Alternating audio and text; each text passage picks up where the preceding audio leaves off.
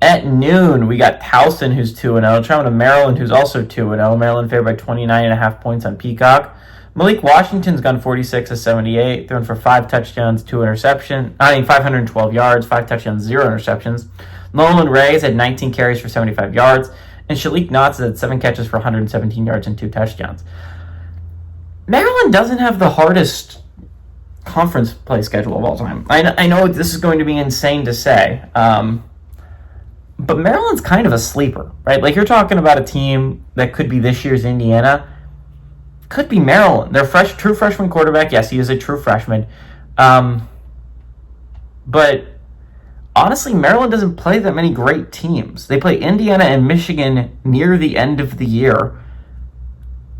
If you could be one of those teams, if you're Maryland, and you can go undefeated in conference play, even if you go undefeated, even if you lose both, if you go undefeated in all your unranked matchups, Maryland could be a sneaky playoff team, dog.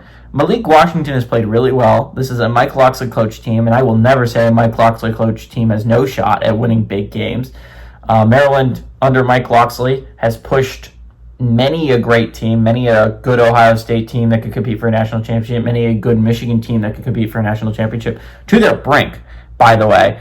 And so if you're looking at it from that perspective, if you're Maryland, this is a game that you could win. This is not only a game that you can win, obviously, they're only favored by 29.5 points, which I think is an embarrassment for the Terrapins. I think they're much better than Towson. Again, they're not coming off their greatest performance against Northern Illinois. I'm not saying this is a Maryland team that I think will make the college football playoffs.